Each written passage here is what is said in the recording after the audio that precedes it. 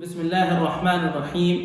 الحمد لله رب العالمين، والصلاة والسلام على رسوله النبي الكريم محمد وعلى آله وصحبه أجمعين ومن تبعهم بإحسان ودعا بدعوتهم إلى يوم الدين. أما بعد، فقال الله سبحانه وتعالى: فأعوذ بالله من الشيطان الرجيم، بسم الله الرحمن الرحيم.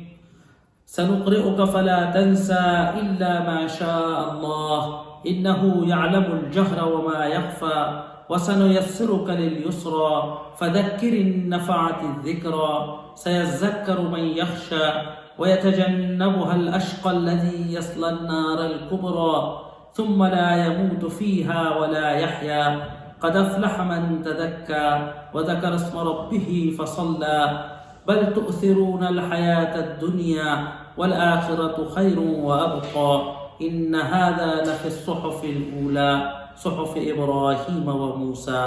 صدق اللہ العظیم. محترم ناظرین، السلام علیکم ورحمۃ اللہ وبرکاتہ. سابقہ لیکچر کے اندر سورہ اعلیٰ کی چند ابتدائی آیات کے تعلق سے گفتگو ہو گئی تھی. سورہ اعلیٰ کے پس منظر، شان نزول اور مضامین زمن نزول سے متعلق گفتگو اس سے پہلے ہو چکی تھی. سابقہ لیکچر کے اندر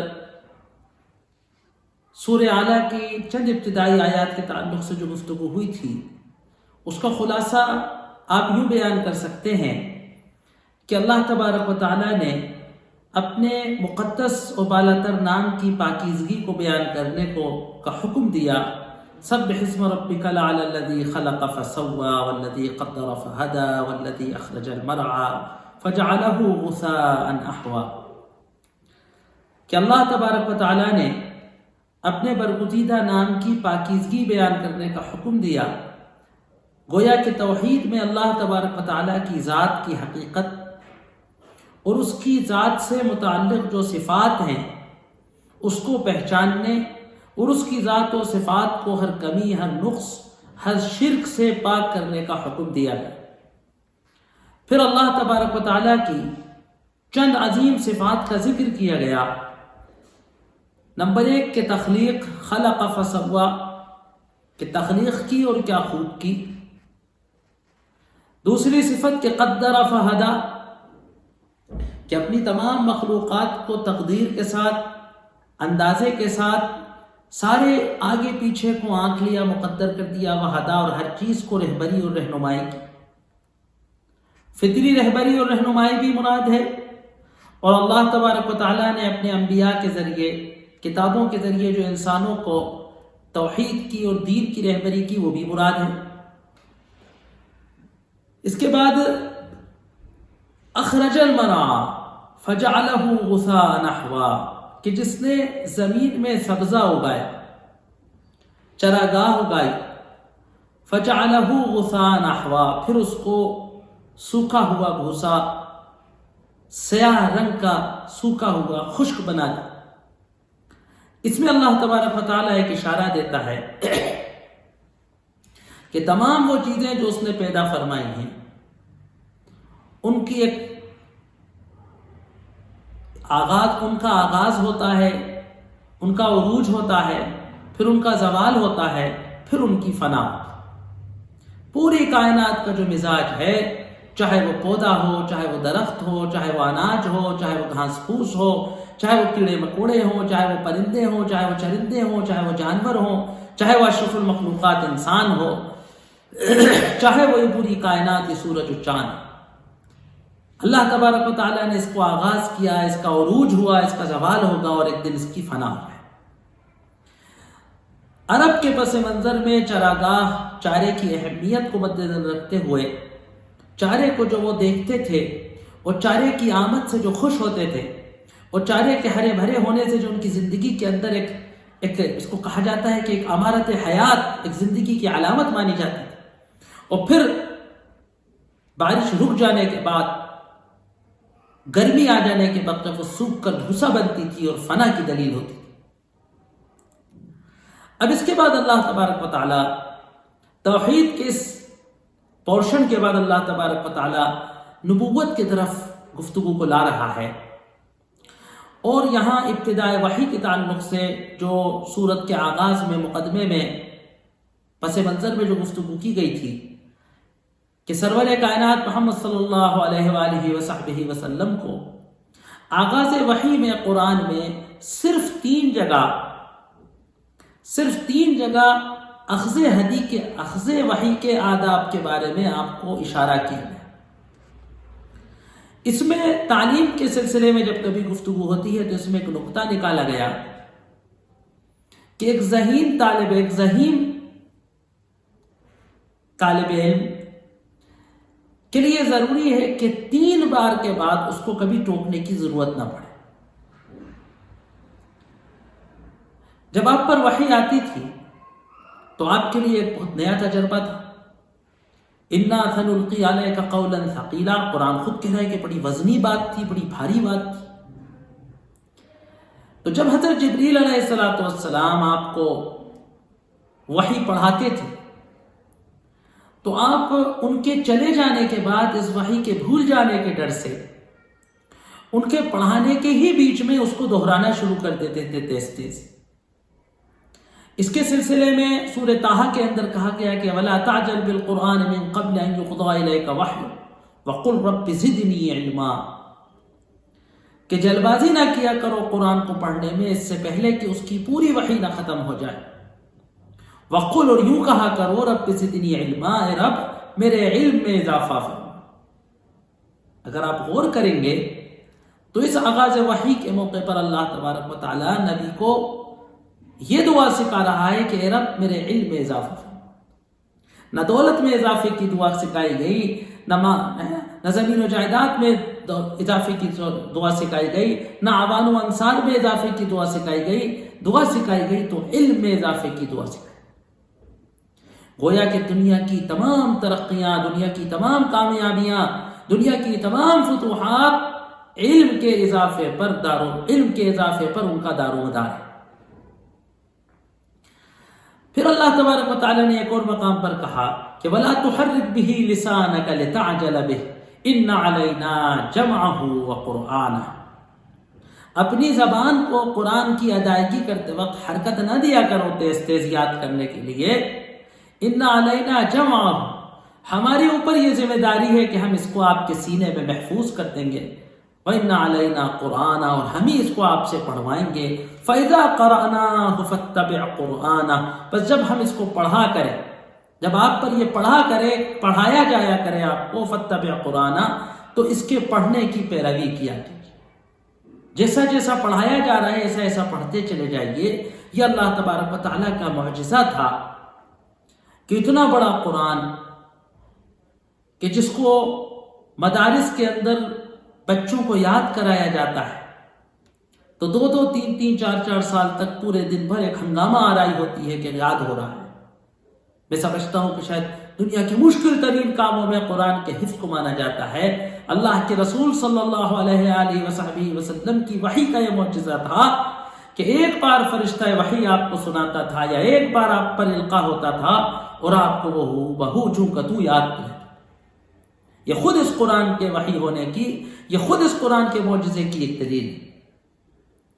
یہاں پر ایسا معلوم ہوتا ہے کہ یہ آیت ان دونوں آیتوں سے پہلے کی کہ جب آپ پر وحی کا آغاز ہوا تو سب سے پہلی فکر آپ کو یہ ہوئی کہ اللہ کا یہ کلام کہ جس کو مجھے جوں کتوں اللہ کے بندوں تک پہنچانا ہے، ہو بہو اللہ کے بندوں تک پہنچانا ہے، اس عظیم کلام کو میں یاد کیسے رکھوں گا؟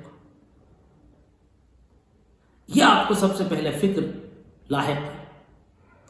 تو اس سلسلے میں اللہ تبارک و تعالیٰ فرما رہا ہے سَنُقْرِئُكَ فَلَا تَنْسَىٰ، ہم آپ کو یہ پڑھائیں گے، فَلَا تَنْسَىٰ، تو پھر آپ نہیں بھولیں گے۔ تو یہ گویا آپ سے وعدہ کیا گیا کہ اس قرآن کی دعوت دینا، لوگوں تک اس قرآن کو پہنچانا، لوگوں کو اس قرآن کو سکھانا ہی آپ کی ڈیوٹی ہے۔ رہا سینے میں اس کا محفوظ رہنا، ذہن میں اس کا بیٹھ جانا، میمورائز ہو جانا اس کا، یہ ہماری ذمہ داری ہے۔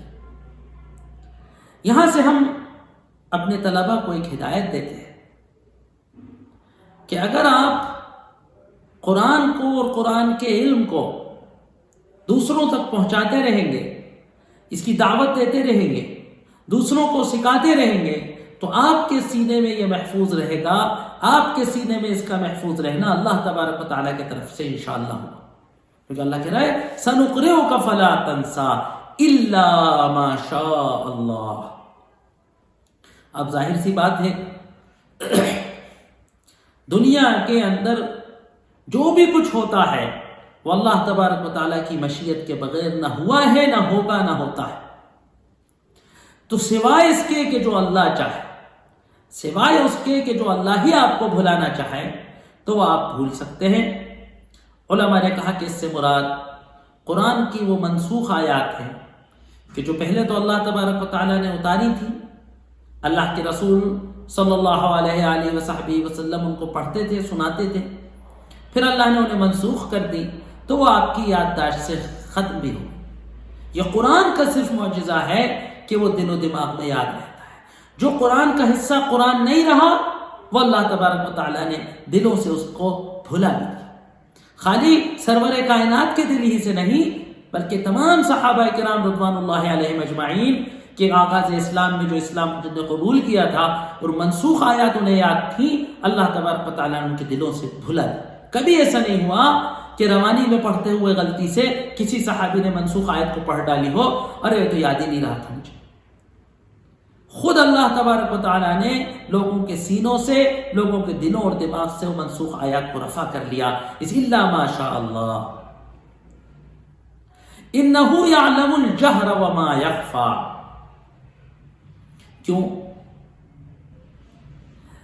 کیونکہ اللہ تبارک و تعالیٰ وہ قدرت رکھتا ہے کہ یعلم الجہر، وہ ساری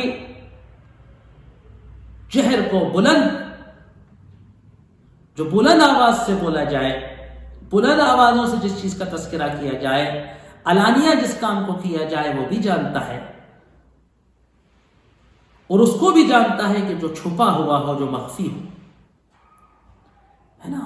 زور سے بولو گے تب بھی اللہ سن لے گا، دھیرے سے بولو گے، کان میں بولو گے تب بھی اللہ سن لے گا، کھلے عام بولو گے تب بھی اللہ سن لے گا، سرگوشی میں چھپ کر بولو گے تو اللہ سن لے گا، روشنی میں کوئی کام کرو گے تو اللہ دیکھ لے گا، اللہ اسے جان جائے گا، رات کی تاریکی میں کوئی کام کرو گے تو اللہ اس کو جان جائے گا، آسمان، کھلے آسمان کے نیچے کوئی عمل کرو گے تو اللہ دیکھ لے گا، بند کمروں کے اندر، اور ہے نا زمین دوز گوداموں میں کرو گے تو اللہ دیکھ لے گا۔ یعلم الجہر وما یخفی، ہر جہر کھلے عام ہونے والی چیز کو بھی جانتا ہے، اور پوشیدہ اور چھپی چیزوں کو بھی جانتا ہے۔ وہ انسان کے دل و دماغ میں پوشیدہ ان خیالات کو جانتا ہے کہ جس کو انسان خود نہیں جانتا۔ وہ ہمارے جسم میں موجود ایسی چیزوں کو، ہمارے دل و دماغ میں موجود ایسی چیزوں کو جانتا ہے جس کا ہم کو خود بھی احساس ہے۔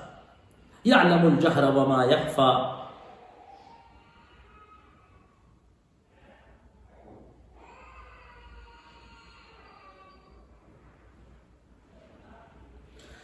وَنُيَسِّرُكَ لِلْيُسْرَىٰ۔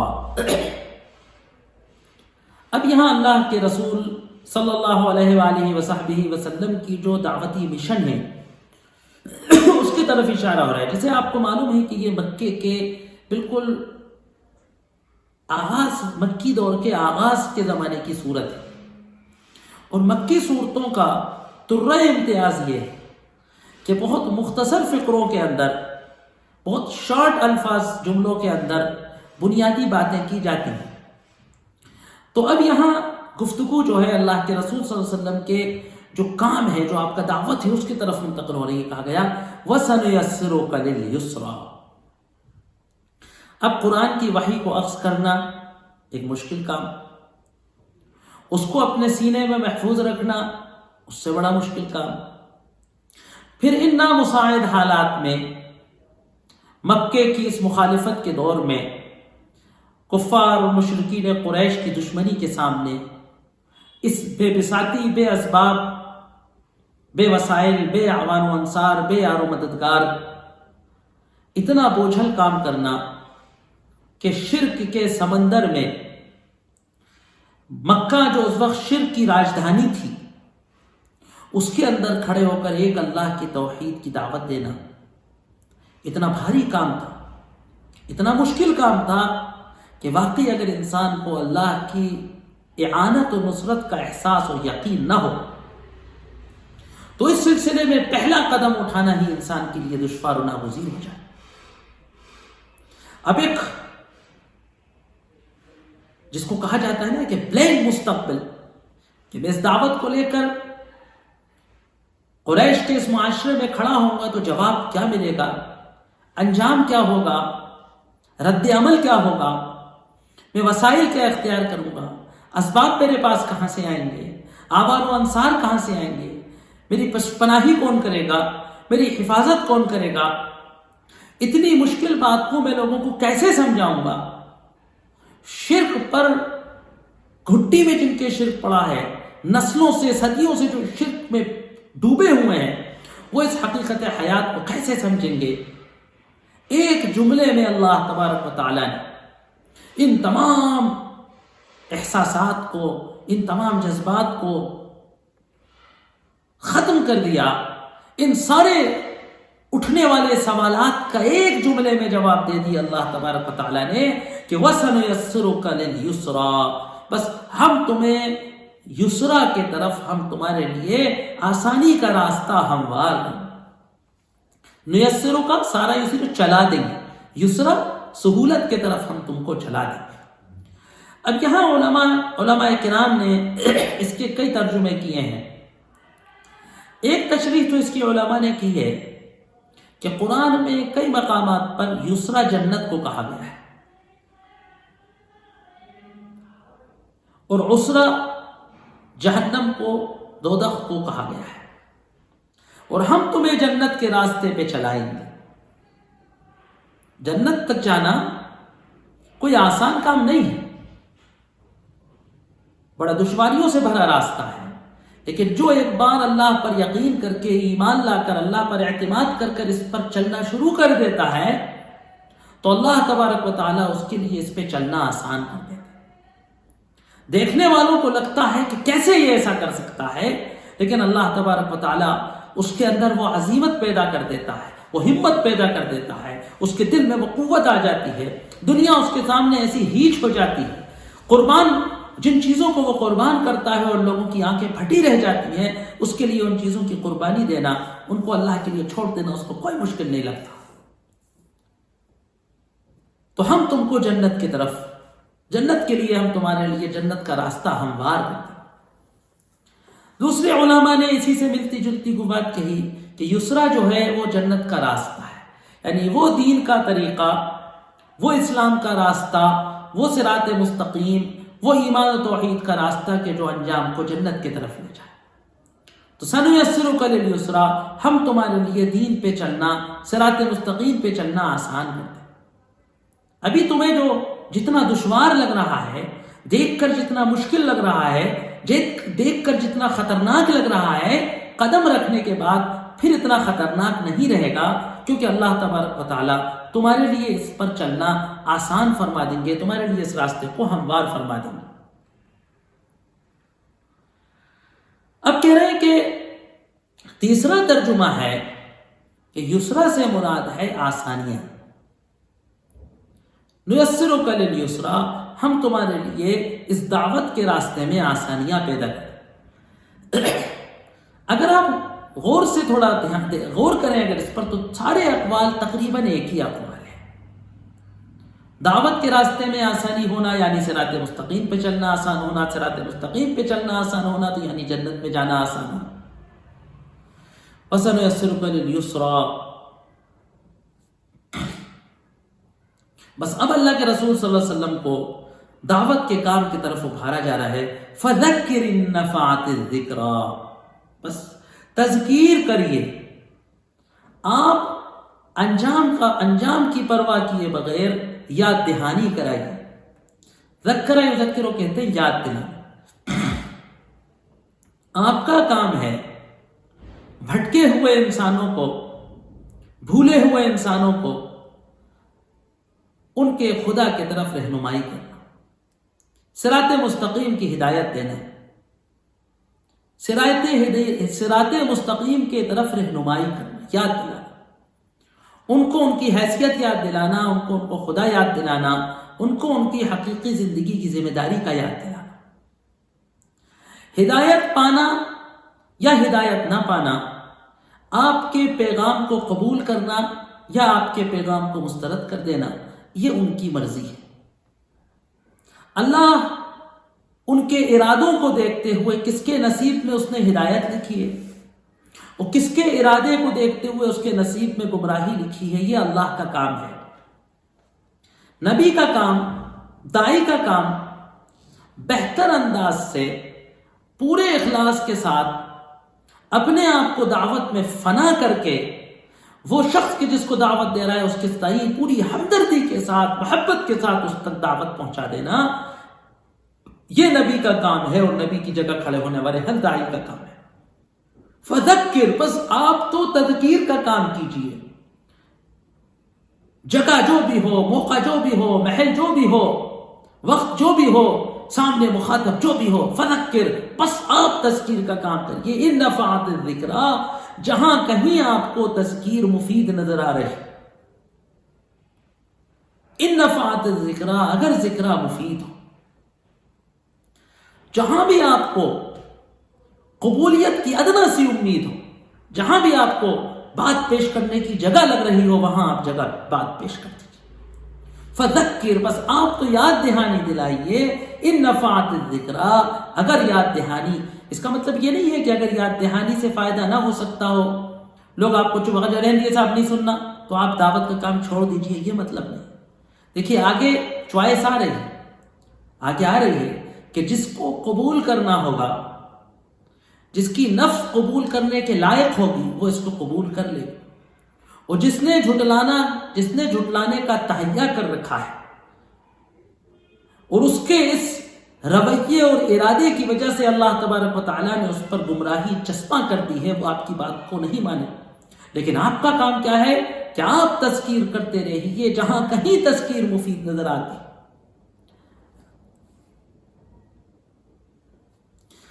سَيَذَّكَّرُ مَن يَخْشَىٰ، بس سَيَذَّكَّرُ، اذ تذکیر کا فائدہ اٹھائے گا، یاد دہانی سے فائدہ ہو جائے گا، ہے نا، یاد کر لے گا وہ، من یخشیٰ، جو اللہ سے ڈرتا ہوگا۔ یخشیٰ یعنی جو اللہ کی جس میں خشیت ہو۔ اس سے پہلے بھی کئی مقامات پر یہ بات آئی ہے کہ خوف عربی میں ایک لفظ ہے ڈرنے کے لیے، اور ایک لفظ یہاں قرآن خشیت استعمال کر رہا ہے، اور لفظ خوف بھی قرآن استعمال کرتا ہے، لا تخف، نہ ڈرو موسیٰ۔ تو پھر خوف اور خشیت میں آخر کیا فرق ہے؟ عربی زبان کی یہ خوبی ہے کہ عربی زبان میں مترادف الفاظ ہوتے ہیں، مترادف لفظ اسے کہتے ہیں کہ جن کے مطلب یکساں ہیں، لیکن عربی زبان اتنی غنی زبان ہے، اتنی عظیم زبان ہے کہ یکساں مترادف الفاظ میں بھی باریک سا کوئی لغوی لسانی فرق ضرور ہوتا ہے معانی میں یا استعمال میں۔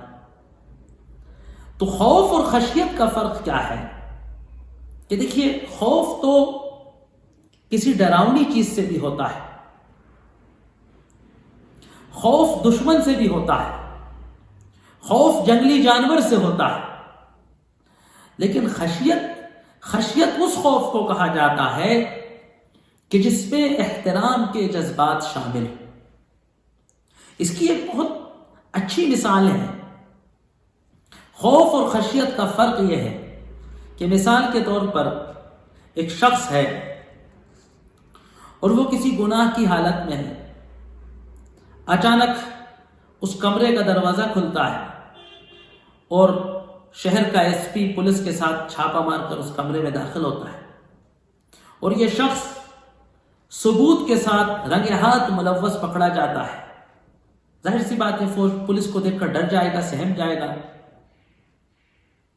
یہ خوف ہے۔ لیکن یہ آدمی، یہ شخص ایک کمرے کے اندر اسی گناہ میں مبتلا ہے اور اچانک کمرے کا دروازہ کھلتا ہے اور اس کی 70-80 سال کی بوڑھی ماں ڈنڈا ٹیکتے ہوئی اندر آتی ہے اور وہ اس کو رنگے ہاتھ ثبوتوں کے ساتھ اس گناہ میں ملوث دیکھتی ہے. یہ آدمی ماں کو دیکھ کر ڈر جاتا ہے، سہم جاتا ہے، پانی پانی ہو جاتا ہے. اس خوف کو، اس ڈر کو خشیت کہتے ہیں. ایس پی گرفتار کر سکتا ہے، جیل میں ڈال سکتا ہے، مزاحمت کرنے کے نتیجے میں گولی چلا سکتا ہے. بوڑھی ماں کچھ نہیں کر سکتی، معذور ویل چیئر پر ماں کچھ نہیں کر سکتی.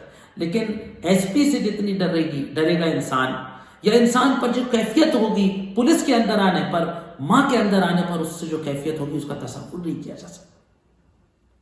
خاص طور سے وہ ماں کہ جو اپنے بچے پہ بھروسہ کرتی ہو، اعتماد کرتی ہو اور بچہ ماں سے محبت کرتا ہو، جو ایک عام ماں اور بیٹے کا فطری رشتہ ہے جو ہونا چاہیے اگر وہ ہے. یہ خشیت ہے، لحاظ والا ڈر کہ وہ اس کے پیروں تلے زمین کھسک جائے گی کہ میری ماں نے مجھے اس حالت میں دیکھ لیا، وہ سوچے گی میرا بیٹا ایسا ہے. بس یہ جو خشیت ہے اللہ تبارک و تعالیٰ سے کہ اللہ کی نظر میں گرنے کا ڈر، عذاب کا ڈر نہیں، پٹائی کا ڈر نہیں ہے نا. اللہ سے خشیت کا مال ہے. خوف تو بھوت کا بھی ہوتا ہے، اللہ کوئی ڈریگن نہیں ہے کہ اس سے ڈرا جائے. اللہ کی ذات تو محبت کرنے کی ذات ہے. اللہ سے تو محبت کی جاتی ہے، اور جس سے محبت کی جاتی ہے اس کا دل توڑنے سے ڈرا جاتا ہے نا. تو اپنے شرک پر، گناہ پر، اپنی کردار کی خرابی پر، بد اخلاقی پر اللہ سے جو شرم اور حیا ہے وہ خوف ہے، وہ جو ہے خشیت ہے. سیذکر، تذکیر حاصل کر لے گا وہ کہ من یخشا، جس کے دل میں ذرا بھی خشیت، کہیں دبی کچلی خشیت ہے، جو دنیا کی رنگینی کی وجہ سے، جو شہوت کی وجہ سے، جو غضب کی وجہ سے، جو شرک کی وجہ سے، جو ماحول کی وجہ سے، جو معاشرے کی وجہ سے، جو ارد گرد کی گمراہی کی وجہ سے جو ڈھک گئی تھی، اگر وہ چنگاری کہیں موجود ہے تو اس راکھ کے نیچے اگر کہیں وہ چنگاری دبی بھی ہے تو اس قرآن کی دعوت سے وہ چنگاری برنگ اختہ ہو کر خشیت والا اس ذکر کو قبول کر لے گا. آپ کی تذکیر کا فائدہ ہے. تو مایوس نہیں ہونا ہے. گمراہوں کے مجمع میں، گمراہوں کی بھیڑ میں اس کو تلاشتے رہنا ہے کہ جس کے دل کے اندر کہیں چھپی ہوئی خشیت کی چنگاری ہے، اس کو سلگا کر واپس ایمان کی آگ میں بدلنا ہے. سیذکر من یخشا ویتجنبها الاشقی، ویتجنبها، اور اس دعوت سے کنارہ کر لے گا، اس سے بچے گا، اس کو ٹھکرائے گا وہ الاشقی، جو بدبخت ہوگا. شقی کہتے ہیں عربی میں بدبخت، نامراد. الذی یصلی النار الکبری، وہ بدبخت کہ جو نار الکبری، اس زبردست عظیم آگ میں جو جلایا جائے ہے نا. ثم لا يموت فيها ولا يحيا، یہ قیامت جہنم کے عذاب کی انتہائی خطرناکی اور ہولناکی بتائی جا رہی ہے. الگ الگ مقامات پر جہنم کی خطرناکی کو اللہ تبارک و تعالیٰ نے بیان کیا ہے. یہ مقام انتہائی خطرناک مقام بتایا گیا ہے. وہ خطرناک آگ کہ ہمیشہ جس میں جلنا ہے. لا يموت فیہا، نہ تو وہ اس کے اندر اس آگ سے جل کر ایک بار جتنی اذیت ہونی ہے ہو جائے، جتنا تڑپنا ہے تڑپ جائے، پھر مر کر ختم ہو جائے، اس عذاب کا دی اینڈ ہو جائے. تو لا يموت فیہا، نہ تو وہ مر کر راحت پائے گا، ولا یحیا، نہ وہ اس کے اندر جیے گا.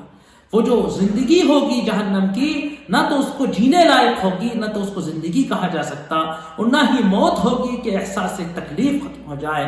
والعیاذ باللہ، والعیاذ باللہ، والعیاذ باللہ.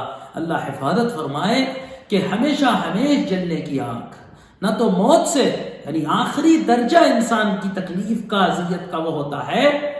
آخری درجہ، کتنی بھی تکلیف میں انسان ہو، کسی بھی حالت میں انسان ہو، لیکن جینا چاہتا ہے، علاج کرتا ہے، کتنی تکلیف کا وہ آخری تکلیف کا احساس کا تصور ہو کہ جس میں انسان موت کو راحت سمجھے. اللہ وہ بھی نصیب نہیں کرے گا مشرکین کو، کافرین کو، جہنم میں جانے والوں کو۔ اللہ تبارک و تعالی ہماری اور ہمارے متعلقین کی اور سارے امت مسلمہ کے افراد کی اس نار عذاب سے حفاظت فرمائے۔ وآخر دعوانا ان الحمد للہ رب العالمین۔